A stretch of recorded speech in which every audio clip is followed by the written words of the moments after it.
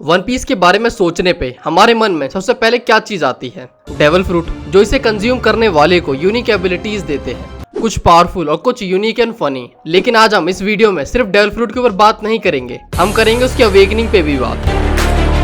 Awakening के positive point क्या है और इसी के साथ साथ क्या प्रॉब्लम है अवेकनिंग के साथ, इसको भी जानेंगे। तो वीडियो को अंत तक जरूर देखें, क्योंकि अधूरा ज्ञान विद सम्मान। तो वीडियो को शुरू करने से पहले जो लोग मुझे पहली बार सुन रहे हैं और उन्हें वीडियो अच्छी लगी तो इसे लाइक और शेयर जरूर करें और चैनल को भी सब्सक्राइब कर लें ताकि मेरा चैनल जल्दी ग्रो हो सके। तो वन पीस की स्टोरी में डेविल फ्रूट का एक इंपॉर्टेंट रोल हमें देखने को मिलता है, जो इन्हें कंज्यूम करने वाले को सुपर ह्यूमन एबिलिटीज देते हैं, बट वो फिर स्विम नहीं कर सकता है। मतलब इस फ्रूट की कॉस्ट में तो वो स्विम करने की एबिलिटीज खो दोगे। और ये डेविल फ्रूट डिफरेंट कलर्स और शेप्स के होते हैं और हर फ्रूट एक यूनिक एबिलिटी को होल्ड करता है। बट इसी के साथ हर डेविल फ्रूट अपनी बेस पावर के अलावा भी इमेंस पावर को होल्ड करता है, जिसे हम आसान शब्दों में अवेकनिंग कहते हैं। बट इस अवेकनिंग प्रोसेस के बारे में बहुत ही कम पता है हमें, पर यह कॉन्सेप्ट मुझे काफी क्रिएटिव लगा। अगर मैं सच बताऊं तो वन पीस एक ऑनियन की तरह है, उसे समझने के लिए उसके लेयर्स उतारते जाओ और उसमें घुसते ही चले जाओ। अवेकनिंग की बात करें तो अवेकनिंग के बाद डेविल फ्रूट अपनी फुल पोटेंशियल पे यूज हो पाता है, जिसके बाद फ्रूट की एबिलिटी और उसका कंट्रोल दोनों ही बढ़ जाता है यूजर के लिए। और ये चीज हर तरह के डेविल फ्रूट के लिए है, बट इसका प्रोसेस अभी तक पता नहीं है कि अगर किसी को अपना फ्रूट अवेक करना हो तो वो खुद से क्या करे।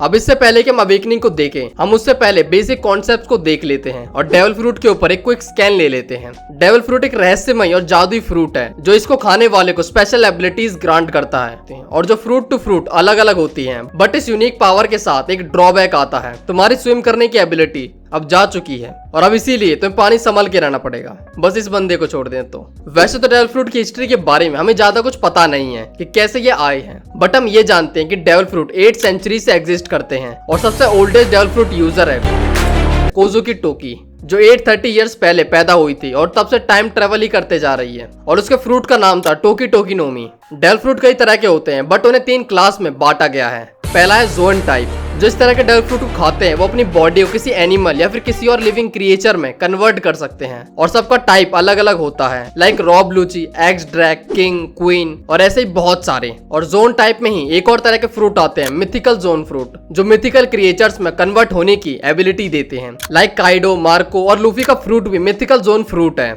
लास्ट डेविल फ्रूट वाली वीडियो में किसी ने कमेंट किया था, तो ये कंफर्म हो चुका है भाई, तुम जाके चेक भी कर सकते हो। और ये फ्रूट लूफी को सन गॉड निका की पावर देता है। अगला टाइप है Logia. Logia type fruit user natural elements को कंट्रोल और मैनिपुलेट कर सकते हैं, like fire, magma, smoke, water, ice और मैनी मोर। फिर आता है पैरामीशिया type fruit. पैरामीशिया type devil fruit की एबिलिटी सबसे डाइवर्स होती हैं, मतलब जो भी एबिलिटी जोन और लोगिया में काउंट नहीं होती हैं वो इसके अंदर आती हैं और सबसे यूनिक और क्रिएटिव यही होती हैं, लाइक जैकेट जैकेट नोमी, व्हाइट बियर्ड का ट्रिमर ट्रिमर फ्रूट, लॉ का ओपी ओपी फ्रूट और फुजितोरा का प्रेस प्रेस फ्रूट, और इसी के साथ बिग मॉम का सोल सोल फ्रूट और मैगेलन का पॉइजन पॉइजन फ्रूट, और ऐसे ही बहुत सारे। इस टाइप के फ्रूट की एबिलिटी कुछ तो बहुत ज्यादा ब्रोकन होती हैं। Back to the awakening.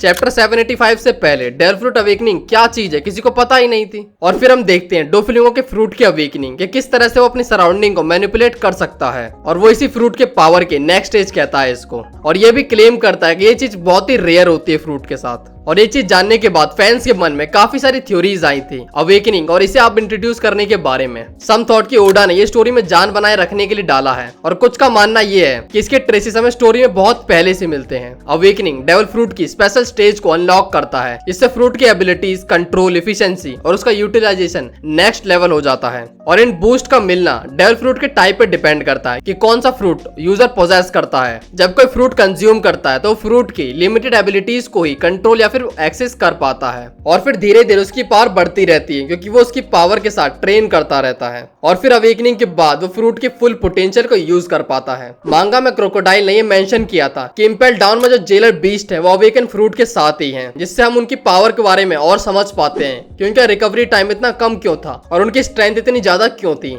Most important कि फ्रूट और यूजर दो अलग आइडेंटिटी हैं। सो अवेकनिंग टर्म फ्रूट के लिए ना कि यूजर के लिए। सो अब तक तुम सबके मन में ये क्वेश्चन आया होगा कि अवेकनिंग के बाद क्या होता है, उसके इफेक्ट्स और क्या चीज उसे ट्रिगर करती है, क्या होता है डेविल फ्रूट अवेकनिंग होने के बाद। और इन चीजों को हम हर एक टाइप के डेविल फ्रूट के साथ समझेंगे। फर्स्ट है जोन टाइप फ्रूट। ये लोग मोस्टली अपनी फिजिकल कैपेबिलिटीज पे ज्यादा रिलाई करते हैं। सो जब इनका फ्रूट अवेक होता है तो सिंपली इनकी स्ट्रेंथ, ड्यूरेबिलिटी, स्पीड और recovery time are all cranked up. जो नॉर्मल एनिमल्स के एट्रीब्यूट्स को होल्ड करते हैं वो ज्यादा चेंजेस शो नहीं करते, बस वो अपनी फुल बीस्ट की फॉर्म ले पाते हैं। बट ये केस मिथिकल जोन के साथ नहीं होता है। मिथिकल जोन्स में फिजिकल कैपेबिलिटीज तो बढ़ती ही है, बट वो अपने एबिलिटीज के अकॉर्डिंग सराउंडिंग को भी मैनिपुलेट कर पाते हैं। और मिथिकल जोन यूजर की अवेक स्टेट मोस्ट पावरफुल में काउंट होती है। अगर हम मार्को द फिनिक्स को भी देखें, वो नॉर्मली भी इतनी यूनिक एबिलिटीज को होल्ड करता है जिनको एक्सप्लेन करने के लिए एक ही वर्ड है, मैजिक। फिनिक्स का मैजिक। तो सोचो उसकी अवेकनिंग। बट कुछ लोगों को लगता है कि मार्को का फ्रूट ऑलरेडी अवेकन्ड है,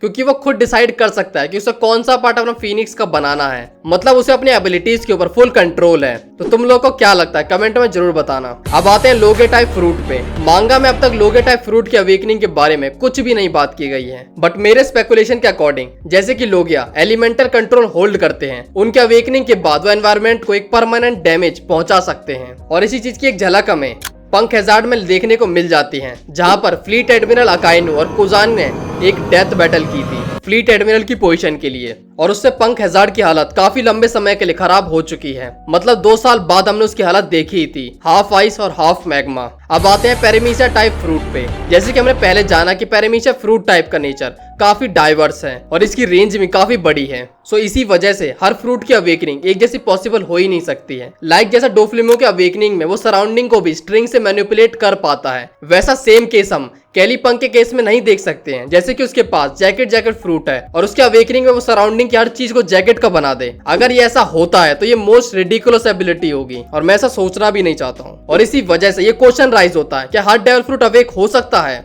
और अगर ऐसा हो सकता है तो जैकेट फ्रूट की एबिलिटी कैसे एनहेंस होगी, ये मुझे पर्सनली जानना है। Back to the other paramecia type users. अब तक स्टोरी में 2 ही कंफर्म अवेकनिंग रही है इनकी। पहला है डोफ्लेमिंगो और दूसरा है काटाकुरी। डोफ्लेमिंगो अवेकनिंग के बाद बहुत सारी स्ट्रिंग्स को मैनिपुलेट कर सकता है एक साथ, वहीं पे काटाकुरी अवेकनिंग के बाद बहुत ज्यादा मोची को यूज कर सकता है। और अवेकनिंग के बाद इनकी रेंज और पावर कैपेसिटी बहुत ही बढ़ जाती है। और इसी के बाद वानो आर्क में हम किड और लॉ की इंक्रीज एबिलिटीज को भी देखते हैं, और शायद ये चीज उनके अवेकनिंग में काउंट होगी, जिससे उनकी एबिलिटीज एक नेक्स्ट लेवल पर चली गई थी। क्योंकि अवेकनिंग को पहचानने का एक ही सिंपल तरीका है कि उस चैप्टर का वो पावर अप स्टार मूवमेंट होएगा और एक हाइप क्रिएट करेगा। ये पावर अप अवेकनिंग में कंसीडर्ड होती है, और उन दोनों का पावर अप देखने के बाद मुझे तो कंफर्म लगता है कि वो उनकी अवेकनिंग थी। और अवेकनिंग का मतलब ये नहीं होता है कि अब उनकी और पावर इंक्रीज नहीं हो सकती है, वो बस एक स्टेज है जो उन्होंने रीच कर ली है, और इसके बाद वो अपनी पावर रेगुलरली इंक्रीज कर सकते हैं जैसे वो पहले करते थे। और ये सारी चीज उनके विल पे डिपेंड करती है। और वानो में एक और पैरामीशिया टाइप कैरेक्टर की अवेकनिंग हुई थी, और वो है रॉबिन।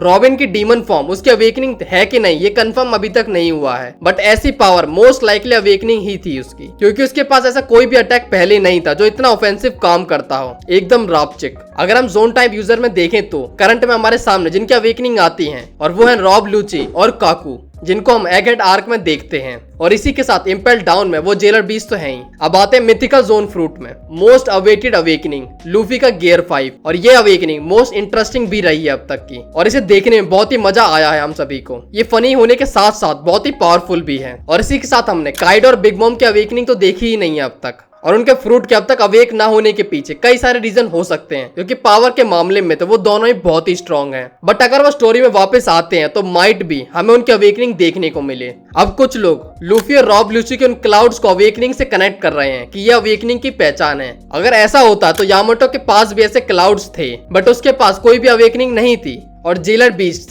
कंफर्म अवेक्ड हैं, बट उनके पास भी क्लाउड नहीं है। बस ये क्लाउड्स के पीछे पावर को शो करने का नजरिया था और कुछ नहीं। और मेरा तुमसे एक क्वेश्चन है, ये जेलर बीस्ट की नाक क्यों बहती रहती है हमेशा सभी की? आगे अगर मैं वन पीस मूवी को भी कंसिडर करूँ तो हमारे पास 2 और पैरामीशिया टाइप यूजर है जिनका फ्रूट अवेक है। पहला है गिल टेसोरो, जिसके पास गोरो गोरोनोमी है और वो गोल्ड को मैनिपुलेट कर सकता है, और उसकी एबिलिटी एक्सटेंड होने के बाद उसकी रेंज बहुत बढ़ जाती है। नेक्स्ट है डगलस बुलेट, जिसके पास गासा गासा नोमी है, जो उसे ऐसी पावर देता है जो फाइट में काफी हैंडी है। लाइक वो किसी भी चीज को बिना छुए डीअसेंबल और रीअसेंबल कर सकता है अपने हिसाब से, और फिर उसे मैनिपुलेट कर सकता है। और इसकी अवेकनिंग इसकी रेंज को काफी बढ़ा देती है, जिससे ये और भी ज्यादा ऑब्जेक्ट्स को अपने लिए यूज कर सकता है। सो अवेकनिंग का एक ही एम होता है, टू इनहेंस एबिलिटीज। तो यहाँ पर एक क्वेश्चन अराइज होता है, how can a user awake their devil fruit? अभी तक किसी के पास भी कोई ऑफिशियल एक्सप्लेनेशन नहीं है इस चीज की, बट कैसे कोई अपना फ्रूट अवेक कर सकता है, इसके कुछ स्पेकुलेशंस हैं कि कैसे कोई इस स्टेज को पा सकता है। और इसके लिए कुछ क्राइटेरियाज आइडियाज है मेरे अकॉर्डिंग, और करेक्ट में अगर मैं रॉन्ग हूँ यहाँ पर, जिनमें है टाइम,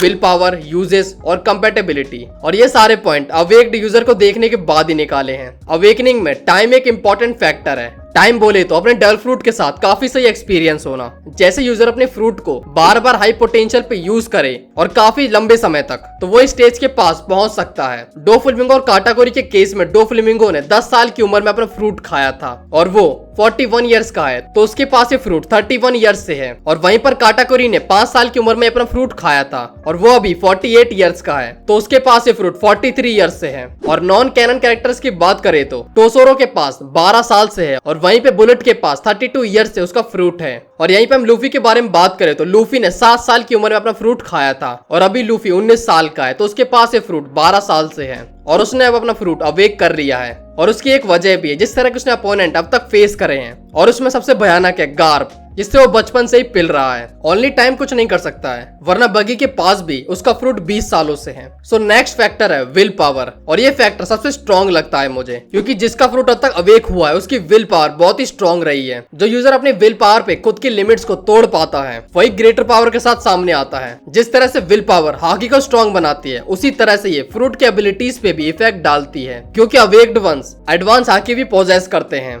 नेक्स्ट क्राइटेरिया है यूजेस। ये चीज काफी इंपॉर्टेंट है कि यूजर अपने फ्रूट के साथ काफी एक्सट्रीम कंडीशन में ट्रेन करे और अपने लिमिटेड एबिलिटीज के साथ उसकी ग्रोथ ना के बराबर होगी। बट उसी तरह हम लूफी को देखे तो उसने बहुत ताकतवर एनिमीज के साथ फाइट की है और हर फाइट उसे मौत के करीब ले जाती है, और ये फैक्टर यहाँ पर सेंस बनाता है। स्पेकुलेशन ये भी है, तुम्हें रेजिन आइलैंड तो याद ही होगा, वहाँ की लाइटनिंग का रीजन गोरो गोरो नोमी का प्रीवियस अवेक यूजर हो सकता है और उसके एबिलिटीज की वजह से ही वहाँ का एनवायरनमेंट उनके अम्मा बहन पे आ गया। और अगर हम एनीज लॉबी को देखें तो वहाँ हमेशा दिन ही रहता है, तो क्या पता वो किसी अवेक फ्रूट की वजह से हो।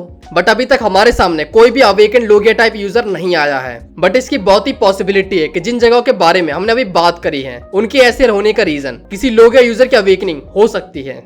अब अपने उन क्वेश्चन पे आते हैं कि क्या सभी डेवल फ्रूट अवेक हो सकते हैं। मेरे हिसाब से हो सकते हैं, यानी हर डेवल फ्रूट में अवेक होने की ताकत है, बट वो यूजर है जिसपे सब कुछ डिपेंड करता है। यानी हर फ्रूट अवेक हो सकता है, बट ये जरूरी नहीं कि वो हो ही। अगर हम वेपोल के बाकू बाकू नोमी को ही ले लें, जो उसे कुछ भी खाने की एबिलिटी देता है, बट इस फ्रूट का रियल पोटेंशियल इसके यूजर की स्टूपिडिटी की वजह से छुप गया है। अगर हम कुछ कैरेक्टर को देखें जिनके फ्रूट अवेक हो सकते हैं, या फिर शायद ऑलरेडी हो चुके हैं, बस हमें पता नहीं है, उसमें पहला नाम आता है टोनी चॉपर। चॉपर की पावर, और जब वो फाइट करता है उसका बार बार मरने की हालत में पहुंच जाना, बट फिर भी उसकी विल उतनी स्ट्रॉन्ग रहती है। मुझे तो लगता है कि चॉपर अपना फ्रूट अवेक कर लेगा। और इसी के साथ एक और पॉसिबिलिटी है कि चॉपर का फ्रूट बस हीटो नोमी नहीं है, वो एक मिथिकल जोन फ्रूट हो सकता है और उसका अवेक होना भी बाकी है। दूसरा नाम आता है Brook the soul king. Brook को देखकर ही लगता है इसके पास कुछ खास पोटेंशियल है और उसकी पावर लिमिटेड है ही नहीं। इसका पेरिमीटर टाइप डेवल फ्रूट काफी यूनिक है और इसकी गट्स के बारे में तो हम सभी को पता ही है, तो ये फ्रूट भी अवेकनिंग का पोटेंशियल रखता है। नेक्स्ट है ड्रैगन जो रेवोल्यूशनरी आर्मी का लीडर है और इसका पोटेंशियल गवर्नमेंट खुद बताती है